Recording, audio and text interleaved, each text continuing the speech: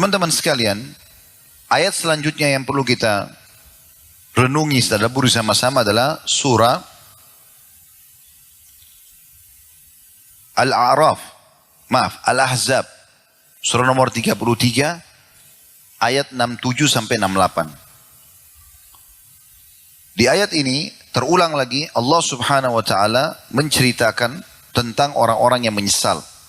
Ya, sekali lagi Al-Ahzab surah nomor 33 ayat 67 sampai 68. Saya bacakan.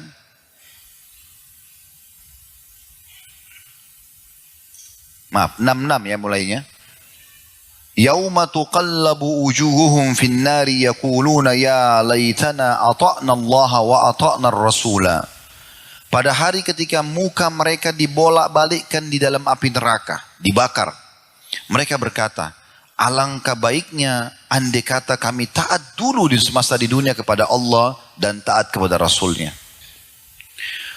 Ayat 67-nya, وَقَالُوا رَبَّنَا إِنَّا أَطَعْنَا سَادَتَنَا وَكُبَرَاءَنَا فَأَضَلُّونَ السَّبِيلَ. Mereka lalu berkata dalam neraka itu, ya Tuhan kami, sesungguhnya kami telah mentaati pemimpin-pemimpin dan pembesar-pembesar kami, maksudnya mengajak mereka pada kesalahan. Lalu mereka menyesatkan kami dari jalan yang benar. Ayat 68-nya, Rabbana atihim du'afaini minal adzabi wal'anhum la'nan kabira. Ya Tuhan kami, timpahkanlah, lipat gandahkanlah siksaan 2 kali lipat dan kutuklah mereka dengan kutukan yang besar. Jadi ini adalah pembicaraan antara orang-orang yang masuk dalam neraka yang merasa dulu disesatkan oleh teman-temannya, oleh lingkungannya, kemudian mereka menyesal. Lalu mereka tuntut di neraka agar bisa orang-orang yang mengajak mereka sesat itu dilipat gandakan hukumannya. Ini penyesalan yang lain. Di dalam ayat yang lain juga dalam surah Al-Fajr. Surah nomor 89. Ya, saya tadi bilang kita tadabburi ayat-ayat Al-Qur'annya. Ini di ayat 23 sampai 24. A'udzu billahi minasyaitonir rajim. Waji'a yawma idzin bi jahannam. Yawma idzin yatadzakkarul insanu wa anna lahu dzikra. Pada hari itu diperlihatkan neraka jahanam. Dan pada hari itu ingatlah manusia. Akan tetapi tidak berguna lagi bagi mereka peringatan itu. Ayat 24-nya, yaqulu ya laitani qaddamtu li hayati. Lalu manusia-manusia itu akan mengatakan di depan neraka, alangkah baiknya kiranya aku dahulu mengerjakan amal saleh untuk hidupku ini. Nabi Muhammad SAW teman-teman sekalian selalu memotivasi umatnya agar sibuk dengan amal saleh. Walaupun itu kecil. Beliau mengatakan dalam sabda yang masyhur, la tahkiranna minal ma'rufi syai'a. Jangan pernah pelit-pelit dengan amal saleh walaupun kecil. Jangan anggap remeh karena sunnah saja. Bahkan Nabi SAW mengatakan, jangan kalian pelit dengan amal saleh walaupun bertemu dengan saudara kalian dalam kondisi tersenyum. Dan beliau mengingatkan, tabassum fi wajhi akhika sadaqah. Senyum aja dengan saudara muslim itu adalah sedekah. Beliau ingatkan itu. Dan beliau mengatakan kalau dalam sabdanya yang lain, di tangan seseorang di antara kalian ada tanaman bibit. Dan dia mau tanamkan, kemudian dia tahu besok kiamat, tetap dia tancapkan. Abdullah bin Umar radhiyallahu anhu di masa hidup beliau tua sekali. Rambutnya sudah putih, alisnya putih, jenggotnya putih semua. Kemudian beliau menanam bibit pohon kurma. Pohon kurma ini mirip sama kelapa kalau kita mungkin lama sekali. Umurnya panjang dan dia lama tumbuh baru berbuah gitu. Tapi kalau berbuah dia jangka panjang. Maka ditanamlah sama dia. Lagi dalam kondisi tua begitu. Lalu orang-orang di sekitarnya tanya, wahai Abdullah bin Umar, Anda tanam ini kapan Anda ambil manfaat darinya? Orang kan tanam pikiran sederhananya mau nikmati gitu kan. Maka beliau karena motivasi akhiratnya besar, agar nanti di sana tetap bisa panen pahala, beliau mengatakan, kalau tidak bermanfaat atau tidak saya ambil manfaatnya sekarang, maka akan diambil manfaatnya oleh orang-orang yang datang setelah saya. Begitu terus mereka tersibukkan dengan amal-amal saleh walaupun sederhana, agar jangan sampai terjadi penyesalan. Di dalam ayat lain juga, dalam surah Naba, surah nomor 78, ayat 39 sampai 40. Surah nomor 78 ini, mungkin orang semua hafal amma yatasa'alun ya. Surah ini umumnya muslimin menghafal. Di ayat 39 sampai 40-nya berbunyi, A'udzubillahi minasyaitonirrajim. Dzalikal yaumul haqq, faman syaa'a ittakhadha ila rabbih ma'aba. Hari kiamat itu pasti terjadi. Maka barang siapa yang menghendaki dia mau selamat, maka dia segera semasa di dunia menempuh jalan menuju Tuhannya. Ayat 40-nya, di ayat terakhirnya, Inna anzarnakum azaban qariban yawma yanzurul mar'u ma qaddamat yadahu wa yaqulul kafiru ya laitani kuntu turaba. Sesungguhnya kami telah memperingatkan kepadamu hai orang-orang kafir siksa yang dekat. Dan pada hari manusia melihat apa yang telah diperbuat oleh kedua tangannya, dan orang kafir akan mengatakan pada saat itu, alangkah baiknya sekiranya aku hanya menjadi tanah saja. Maksudnya setelah mati nggak dibangkitkan lagi. Penyesalan yang lain. Ada ayat yang paling luar biasa dalam bahasan kita ini teman-teman sekalian, dan ini saya minta ini kita lebih banyak fokus tadaburnya, khusus ayat-ayat ini, karena ayat ini Allah kayak sedang berbicara sama kita kejadian akan datang, tapi kayak live, kayak langsung kita hadiri. Surah Al-Mu'minun, surah nomor 23 dalam Al-Quran. Dan ini dalam sekali membahas tentang pembongkaran keadaan orang-orang nanti di akhirat sana. Dari ayat 95-nya. Maaf, ayat 99-nya. Saya langsung bacakan saja. Allah berfirman, Hatta idza jaa ahadahumul mautu qala rabbirji'un.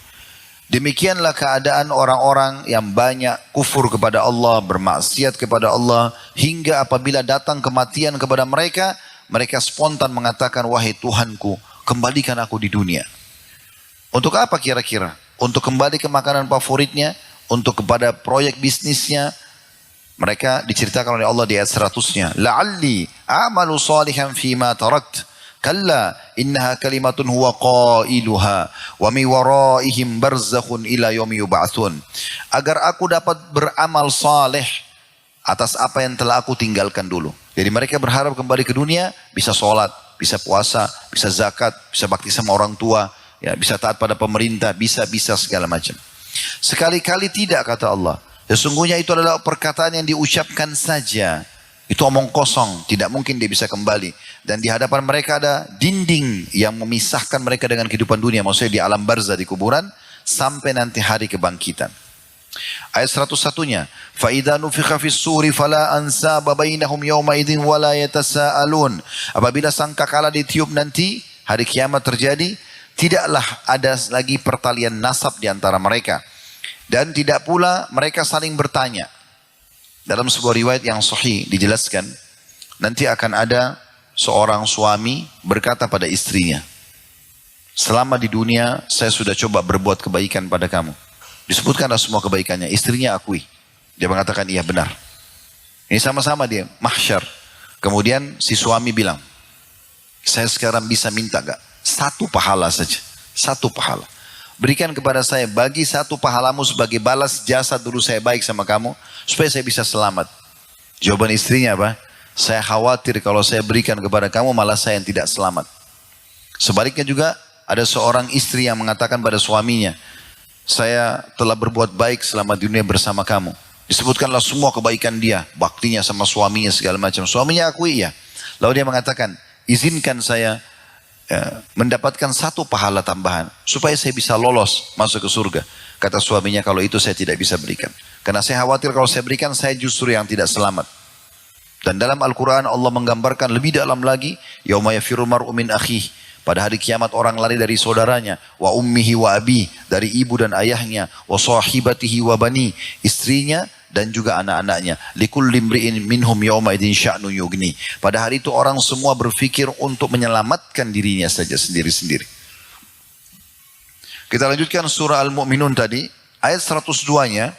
Setelah ditiup sangkakala, dibangkitkanlah manusia, mulai dari timbang-timbangan amal-amal mereka. Faman saqulat mawazinuhu faulaika humul muflihun. Barang siapa yang timbangan kebaikannya lebih berat, maka mereka adalah orang-orang yang dapat keberuntungan. 103-nya, wa man khaffat mawazinuhu faulaika alladziina khasiru anfusahum fi jahannam khalidun.